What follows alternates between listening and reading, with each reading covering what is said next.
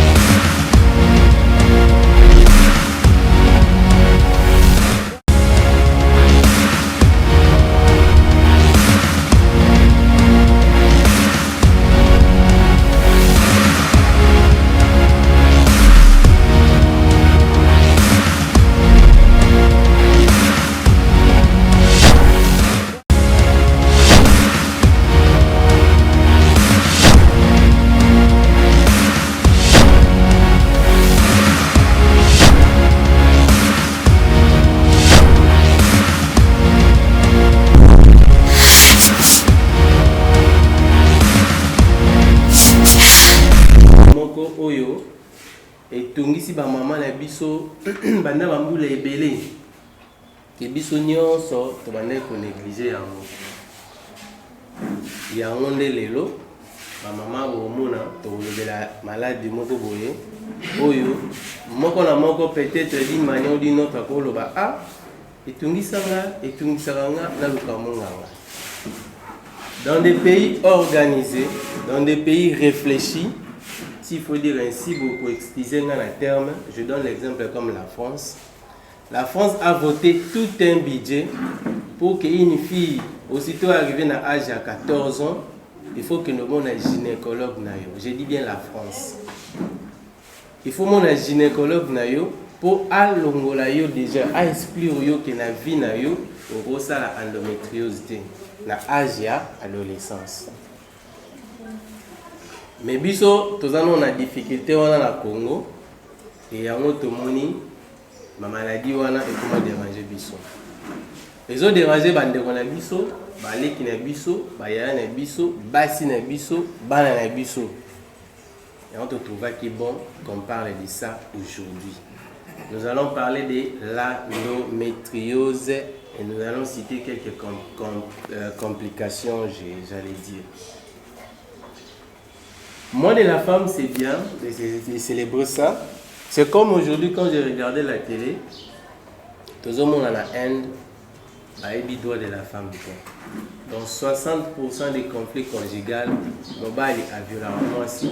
Pour lui, le sexe quand il le veut, il y a kalala wana asali makamne tellement kende na Inde. Au lieu tout le monde a ça là peut-être dans l'économie, mais bah il y a valeur à moins cité. Eza soni eza mabe tozomona na biso awa na ba coutume na biso on fait marier une fille de 10 ans 13 ans 14 ans soit pas chef coutumier mais pas papa mon pala na mbongo on te ba que c'est une manière aussi de passer à une violence faite à la femme et biso tant que tos accords médical to kene na droité et on te le dit non mais notre manière célébrons la femme en parlant de la femme en parlant d'une maladie qui la dérange toute sa vie.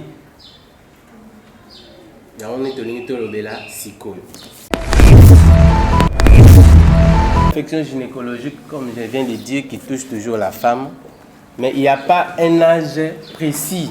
C'est-à-dire quoi? Endométriose ou bien maladie de l'obéla oyo. Eza maladie mogo oyo, ezo tout à mona, ezo zo mona moi signon so. Oya bandi déjà comme on a makila na ye ya bo moi si. Et tu as dit que moi, je suis makila nae, et ça, na 10 ans. Il y a aussi des filles qui ont déjà 10 ans, ils peuvent avoir ces règles. Bah maman bazawa, boyi makamna oloba. Donc, oh déjà comme on a règle nae, il peut facilement combler la maladie autobengi endométriose, te expliquer avec le temps.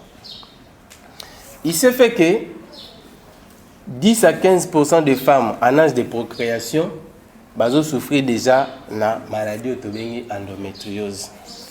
Donc, tolobi 10 à 15% des femmes ont déjà commis na âge de procréation, commis kobela maladie oyo et endométriose.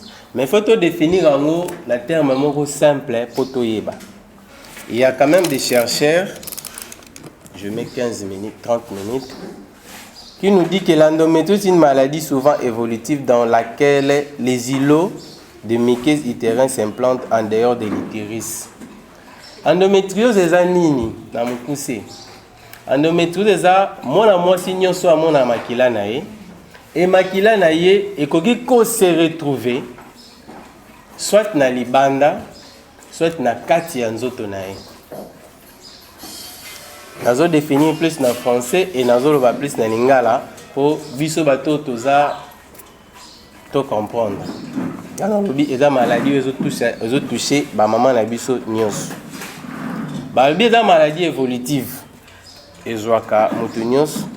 Les îlots ce sont eza ba tissu ezo permettre makila o moi ça zo bimisa et kende ko kangamana eloko mususu. C'est-à-dire quoi? Peut-être il faut na sala ba croquis mais dans la difficulté parce que tu as exposé courant et déranger biso tu as tout tableau awa pour te meka ko ba image mais malheureusement ça nous a dérangé. Donc moi si oyo sazo mona makila na ye oyo azo sala endométriose eza nene eza oyo makila po ebima na nzoto na bo mwasi na col na ye. Mais makila wana et se présenter manière moto benga ba rétrograde soit ématillé ndinga likolo et ke na ba trompe et trompe nda bimisi yango et ke wapi na libumu soit ebimi na col na ye mais po ebima na nzoto na bo mwasi ebimité et ke ko vanda tout autour ya matrice na ye. Karibu maman. Donc, l'endométriose est une maladie évolutive dans laquelle les îlots de mycoses utérins s'implantent en dehors de l'utérus. Donc, tout le monde a dit que makila ya maman ou bima ezoko s'implanter libanda ya utérus. Or, en réalité, moi si soit mon règle nae et bimi na col, mon na filière génitale a tché babilo on a tchaka ici. Mais na ka endométriose tout le monde a dit makila po bima, eza na makila mususu et fait maté kitabo et en maté que la trompe et que obima. Donc pour dire que ça peut atteindre l'abdomen, ça peut atteindre le trompe, ça peut atteindre toutes les annexes pardon, il y a utérus. Or ce que moi ça se présenter déjà bassine wana, c'est qu'elles souffrent déjà d'endométriose. Mais elles ont la difficulté pour aïebake, elles souffrent de l'endométriose. Pourquoi? Pour azo tenir compte na yango que makila o ezobima peut-être quand tu fais bima nyonso yango te bimi or que misusu ezoko ko kende bisika mususu. Et quand on va parler des signes, peut-être tu comprendre encore bien. L'endométriose se localise le plus souvent au bas-ventre, exemple au niveau du péritoine, ovaire, intestin, vessie, rarement au niveau du poumon. Donc, ba mycose o elongwe na kati ya endomètre na biso to ko expliquer tant l'anatomie elongwe et fait bima mais to ba yebisi biso nini to ko te retrouver ba mycose wana la péritoine. Or péritoine za ja to na libumu pesi michopo ezali. To ko retrouver la vessie. Or likolo ya vessie te bi ke masuba mtezara place wana na kati. To ko retrouver même na poumon. Pourquoi ezo migrer ezo kende ti na poumon. Et plus loin encore babi na biso to ko mona ngona moi bisika ebele na peau même ya mwasi ça peut apparaître dans la bassine moko boy. Mais on te le dit eza pasi au sala diagnostic ya endométriose directement. Les foyers endométriose sont soumis à l'influence des hormones des cycles menstruels, ici les cycles de rétrograde. C'est-à-dire quoi? Ce sont les hormones au moins c'est phase à la langue. Tu as dit que moi ça dans la progestérone, moi ça dans l'estrogène, tu as la structure ébélée hormonale. Or, ce sont ces structures qui permettent moi si makila wana émigrer et comme tina bisika wana. Et on va biso que ba foyer endométriose est soumis plus une influence hormonale.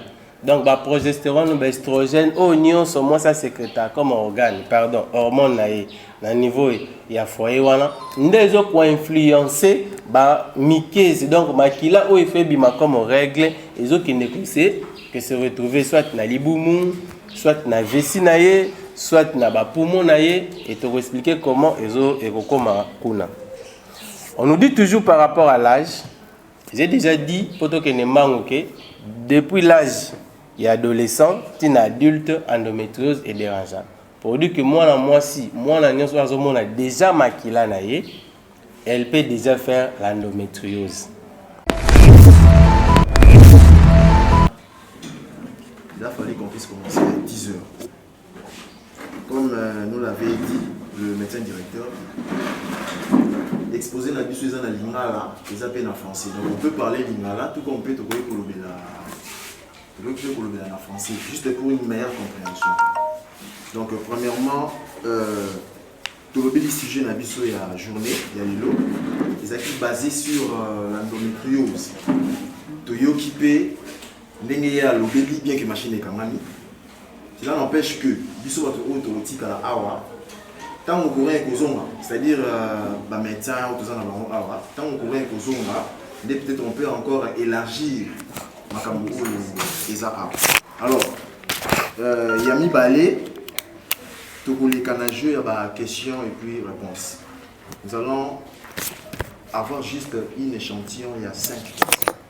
Je dis bien 5 personnes parce qu'étant exemple qui pour tous appeler la firme mon ko ebeni si biso ya Arufar pardon biso den to benga mo ya Arufar basa déjà awa na wenze donc bazo luganzela pour ba ya ba ko tabo donc pour tout pesa bango pétant va expliquer biso quelques produits ko ya bango les tout pour boyer surtout pour na biso ba médecin ou tout ça avec la médecin stagiaire ou baza awa les et pour ça la biso malam. Alors nous en avons besoin au moins il y a 5 personnes. 5 personnes, s'il vous plaît. Donc, moto à Monique, après que tu beaucoup pour poser des questions et le médecin directeur sera là pour répondre à toutes ces questions. Voilà. Le médecin stagiaire de l'hôpital du centre hospitalier Arnaud. Ma préoccupation c'est si docteur, j'ai oublié juste de savoir si l'endométrie peut rendre une femme stérile. Et ma deuxième question est si l'endométrie peut empêcher la femme de tomber enceinte. Ma question est celle-ci. Je voulais que c'était d'abord endométriose à l'ingala. Parce qu'il y a aussi des gens qui sont là. Il peut avoir aussi le temps de parler à ses filles à la maison. La lingala, on peut appeler l'endométriose quoi d'abord. Ça, c'est la première question. La deuxième est ici. Il y a des filles aussi, il peut être né dans le naissance, peut-être il est né avec l'endométriose.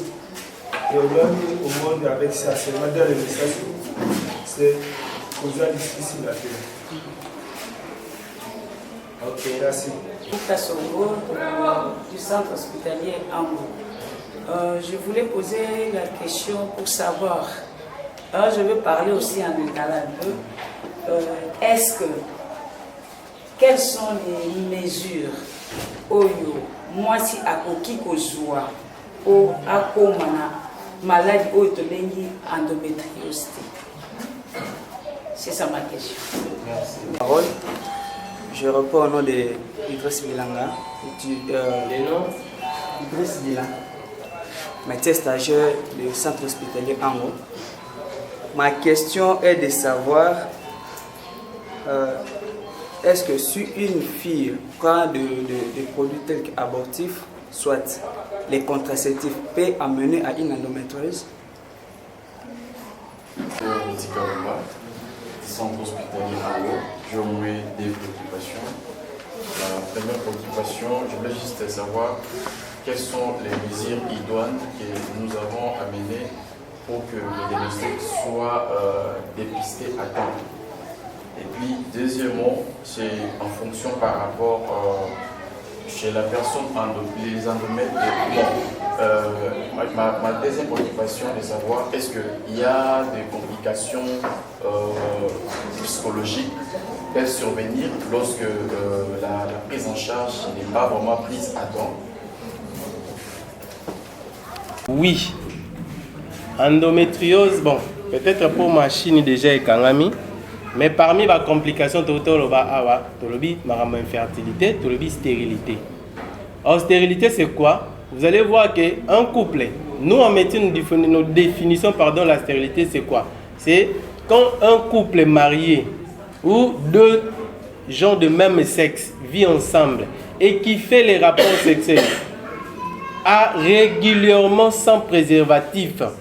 D'autres écoles parlent de 1 année, d'autres écoles parlent de 2 ans, sans avoir des enfants, on les déclare stériles. On déclare à ces couples-là stériles. Donc, moi, c'est un bail sans préservatif régulièrement, mais botité, couple moko stérile. Soit moi si, soit mobile. Et l'endométriose, parmi les complications, ils ont bengi quoi, stérilité ou infertilité. Donc mon ami, ici quand on a tant que baby, nabiloko balande ko nabiso abasi bazwaka bizwazwa bichacha bilialia tolobaki très bien. Je reprends encore que l'alimentation, l'environnement est à la base de quoi? De l'endométriose. Alimentation, on a tolobaki ni, tolobaki viande, tolobaki charcuterie, lait, milikio ya salami na banyama, o ba bendi na banyama. On a cité pas mal de choses au banderomsu ba yakité. Mais nini auto préciser ki ming biloko eza na graisse animale. Biso tolingi cuisse, biso tolingi dendo, biso tolingi poso, biso tolingi ba biloko wana nyos. Dans ces ba poso wana, dans ces ba biloko wana, nous avons 60% ya graisse wana eza na o to bengi ba toxine, to bengi ba dioxine. Et boni. Pas de plaisir à Kotuna. On pose toutes ces questions-là pour savoir. Ce que flux nous est normal, c'est pour dire que quantité moussousou et mataranamo. Donc tu peux faire une menstruation rétrograde ignorante. Ou éviter que oh il y a ces bimarana, ils ont n'y sauté. Ndambo et salaranine et mataranamo likolo. Et mukolo comme occasion d'amba ebisio au banobota reconcevoir. Pourquoi? Tu as déjà présenté une endométriose sans le savoir. Docteur Dadi Kassongo nous a posé la question, le mesure à prendre. Là, je m'adresse aux mamans qui ont de jeunes filles ici. Mesure à prendre, pour moi, la première mesure, c'est d'aller consulter les médecins. Quand ta fille te dit déjà, maman, ma kile langue bi ma passe. Maman, maman, allez consulter. Ce sont des mesures facilement à prendre. De deux, nakobakisa basini moko oyo moi sinyoso ayebake soka moni yango et pas yeba ko machine nenge to lebi kangami. Beaucoup de choses sont restées ici, mais je lis seulement comme ça. Ba maman oyo nyonso azalaka na douleur ya loketo na ye de manière chronique. Passe dans loquette no mela ba kisi ba soigner une infection, ba soigner un aboy. C'est le moment d'aller voir un médecin, ça peut être une complication et endométrite ou endométriose. Ça c'est de 1.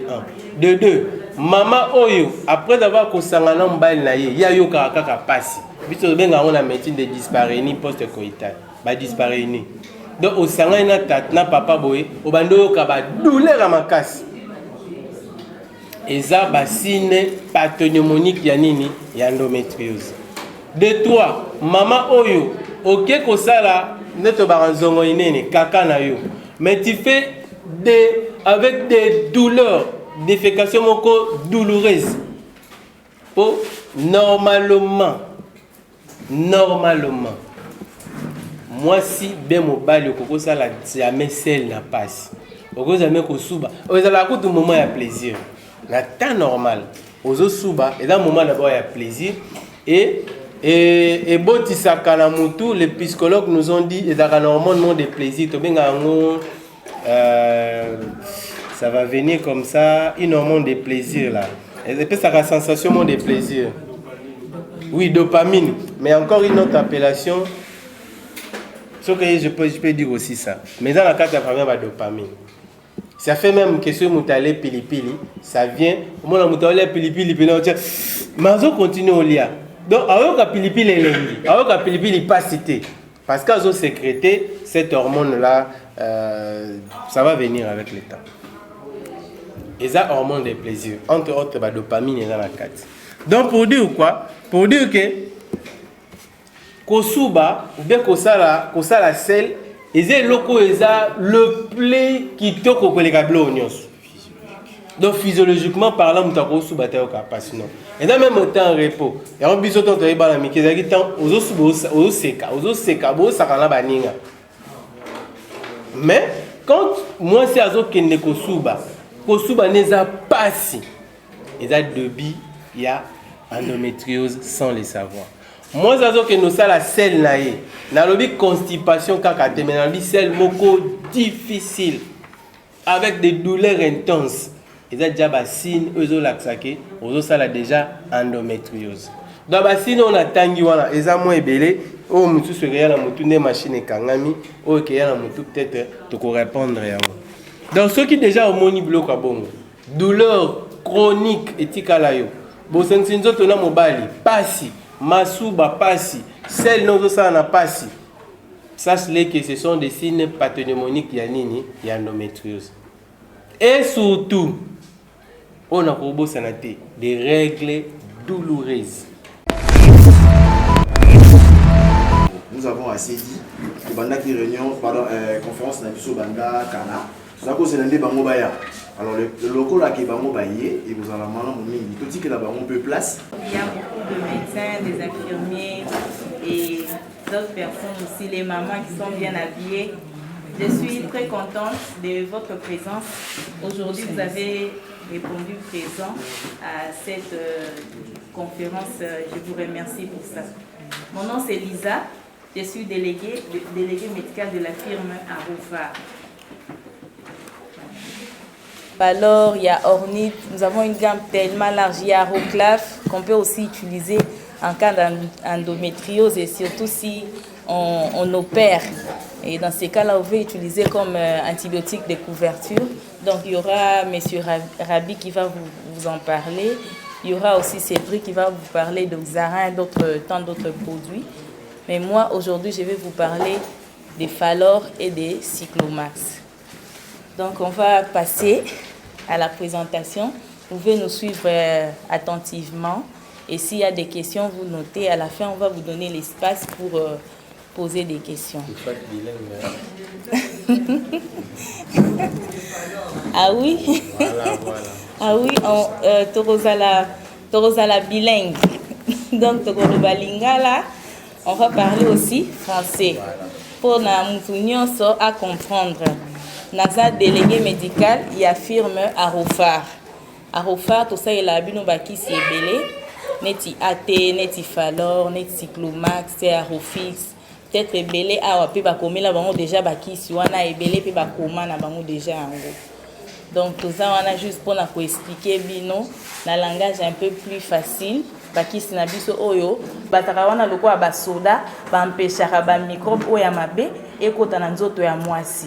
Alors, savon on a tout ça, il a abomara ba soda wana ya nzoto. Des autobengaka ba lactobacilles. Ce sont ces microbes-là qui forment le pH vaginal de la femme. Alors, Nakata Falor, bisoto utiliser lactobacilles.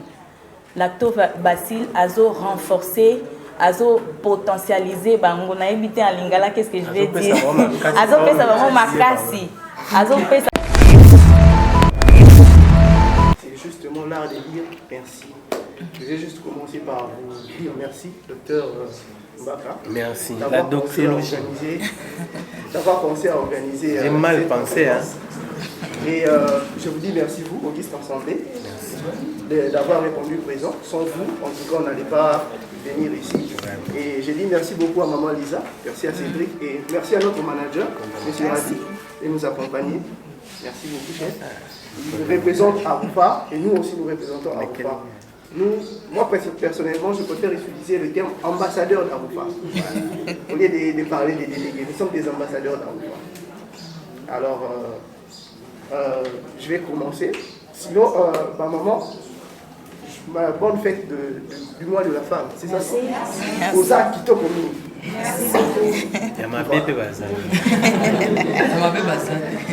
Voilà. J'ai à peu près 2 ou 3 molécules.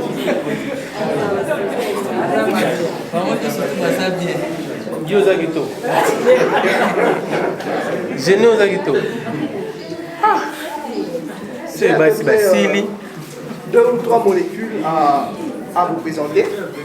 Je vais commencer par notre nouveau-né, produit Nabiso Yassi, à Botamisita.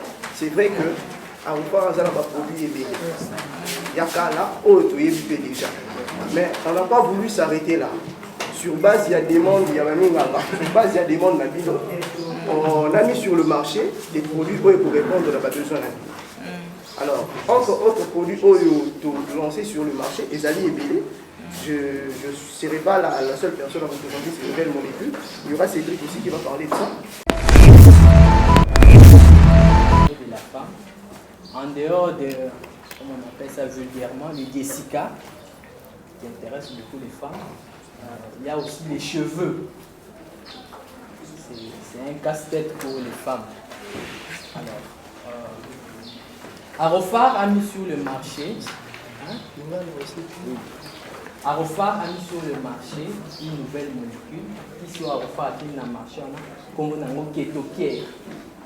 Alors, pour la petite histoire, Ketoker est qui se moro avant saler la nakala pour soigner l'hypertension.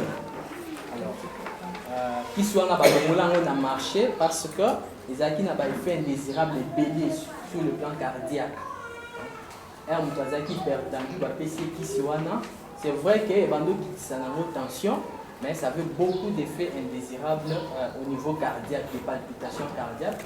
C'est comme cela, on a retiré ce produit-là sur le marché. Alors, quand on a retiré ce produit-là sur le marché, le nom de la molécule, c'est le minoxidil. Pour ceux qui peuvent regarder même sur Internet, ils peuvent voir.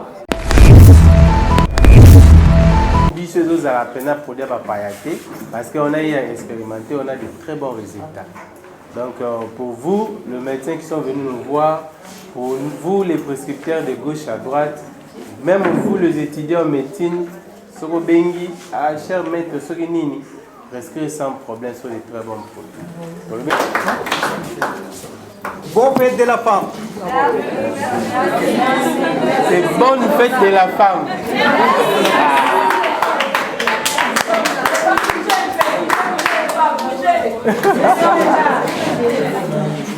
Posologie de notre nouveau produit. Ok. Si vous avez quelques problèmes, écoutez.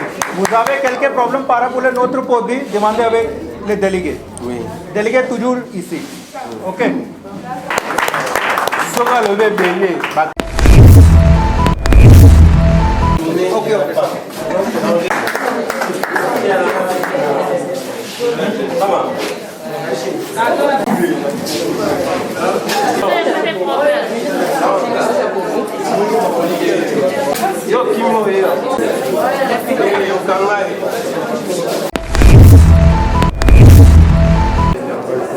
Je m'appelle Dr Dadi Kassongo. Je suis médecin au centre hospitalier Ango. D'abord, je voulais parler concernant l'activité d'aujourd'hui. Nous avons parlé sur l'endométriose. Nakolobela susuma muki na lingala pour une bonne compréhension pour na bamama nyonso. Journée de la femme ezaka journée on peut porter liputa kakati.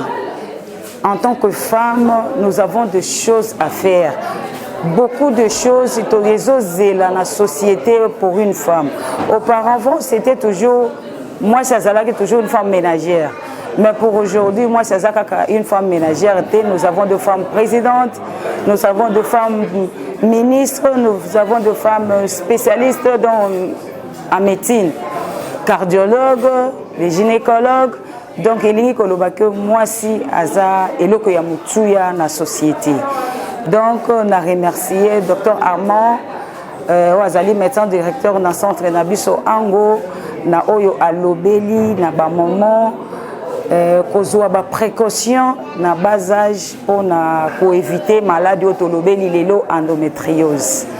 Donc, en tant que jeune fille, oza na makoki ya komi batela pe koyeba lolenge nini ya kotambola na société pe lolenge nini ya kotambusa vie na yo po okwelela na maladie oyo tolobeli lelo te oyo ezali tobengi endométriose.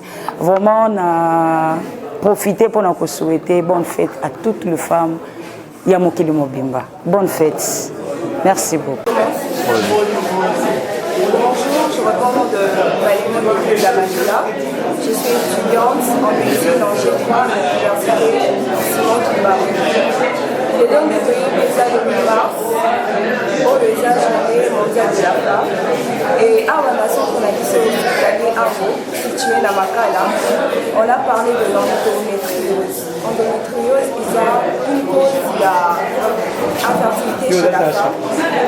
Et aujourd'hui, il y a une journée très riche à travers la conférence qui a été animée par notre docteur, le docteur Mbaka Armand. Il nous a parlé de l'endométriose, comment la femme doit prendre soin de son intimité pour éviter l'endométriose qui est la cause de l'infertilité chez 80% de la femme.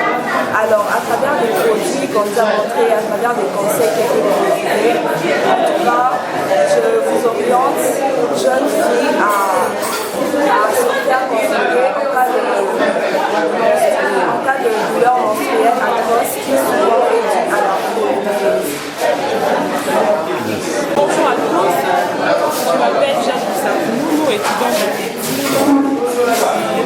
On a assisté à une conférence et ça a parlé de la femme. Et la conférence nous a beaucoup aidé aux femmes, ça nous a aidé à nous prévenir déjà comme le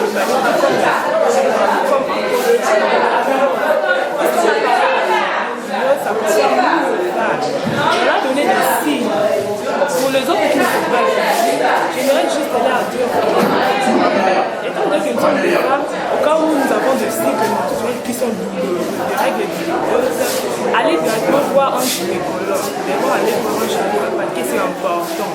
C'est important pour notre vie à venir. Ça nous protège contre les stérilités, contre l'infertilité aussi.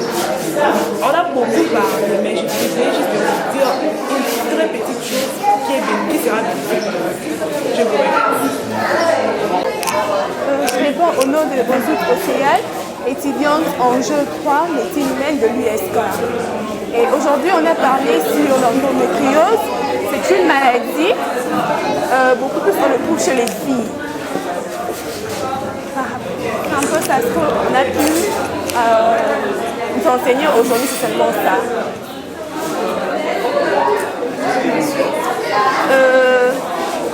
Je souhaite juste bonne fête à ma maman et à toutes les filles de la RDC, c'est un peu ça. Merci, messieurs les journalistes.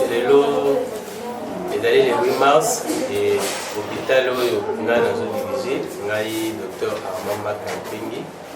Nous avons travaillé avec la firme Ménitoyebi à Onfar, de façon de présenter mon collègue l'éducation sous madame mon collègue, n'est pas maman nyos bazomona.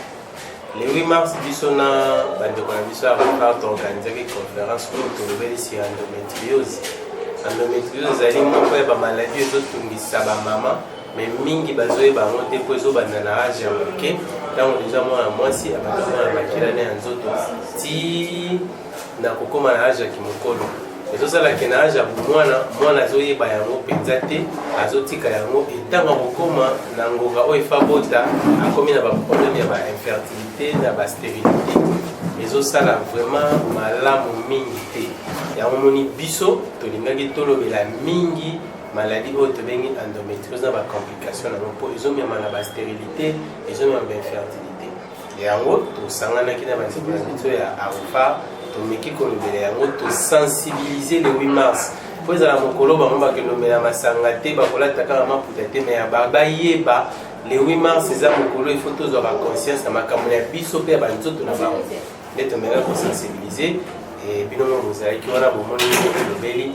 tosengi na bamama oyo nyonso mwana azoregle azoyoka pasi mingi na ngonga na koregle azokende osala nzongo ike obia minene azoyoka pasi aconsulte médecin oyo nyonso ayokaka loketo na ye tobengi badouleur ya ceinture pelvienne na ye pasi boye bakoconsultaka minganga mpo minganga nda koyebisa yo maladi eza boye eza boye yango ebele bazalaki kokolisa endométriose na nzoto na bango kobanda na age ya tant kaka nous komona makila na ye tia koma na kimokolo et tant comme na complication ko bota ko motuna na vie en noir. Or ezalaki plus négligence wana ndeto meki ko sensibiliser ba maman na bande ko na biso ya firme Aofa et nengo moni eleke malam. Donc toto mbeli botoni et te souhaiter bonne fête na ba maman nyos. Éducation, nouvel alignement avec Jason.